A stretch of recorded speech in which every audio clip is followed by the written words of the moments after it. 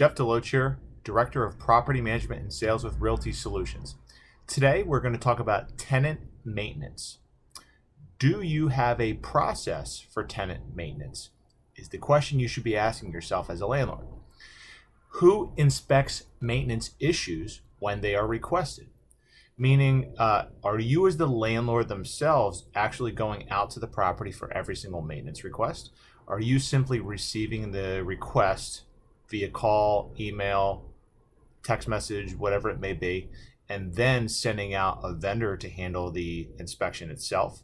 Are you making the decision on approving or declining the maintenance yourself, or is your vendor doing that? These are all the type of questions that you should be asking yourself in order to implement into a process for tenant maintenance. The reason why is that residents, tenants, are going to head into your property upon moving in and will already have their expectations set on exactly what they believe the process for tenant maintenance should be. Typically, the feeling is if something goes wrong, it should be fixed. I should not have to be dealing with this. Why was this like this when I moved in? Those are all going to be your, typical favorite things to hear whenever something goes wrong at the property. Obviously, nobody likes things to, go wrong or not go right in this case. So any type of process that you're going to be able to already have, give that to your resident upon moving in so that they fully understand and have their expectations set is only going to help you in the long run. Another great process to put in place when it comes to tenant maintenance is having some sort of an online or written tracking system when it comes to maintenance requests. So only taking phone calls or text messages can really, hurt down in the long run, down the road, just because you won't have everything in writing on a nice solid thread of exactly what occurred. Some maintenance requests are just not as simple as we all would love them to be. Hi, my toilet has a leak. Send out the plumber. Plumber fixes it, plumber sends the invoice, everybody gets paid, everybody's happy.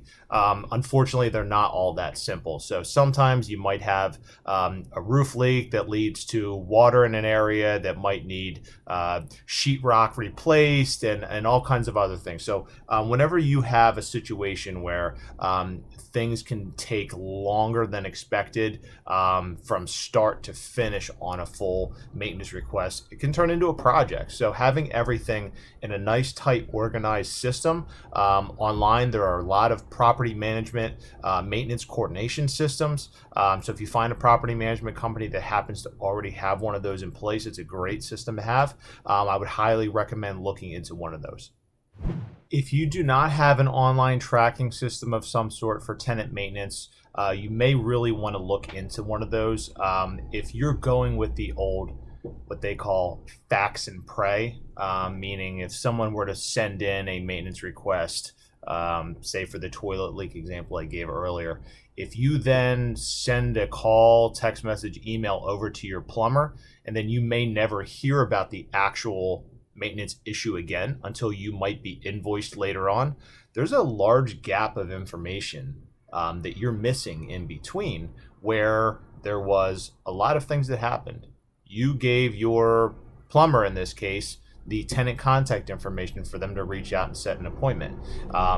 They then set that appointment. They landed on a time. Somebody came out to the property. They may have assessed the plumbing issue itself. Maybe they got parts out of their truck, handled it right on site, whatever it might be. There may have been several trips that came back and forth in between, parts to be ordered, whatever it could have been. There's a lot of things that happen there. And if you don't have a tracking system for all of that, then you might be opening yourself up to wondering what happened if you receive a bill back that might be at a very high amount.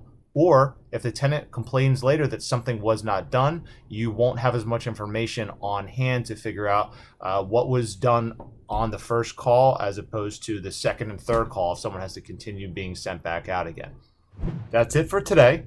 If you need any additional information, feel free to reach out to me at my contact information below.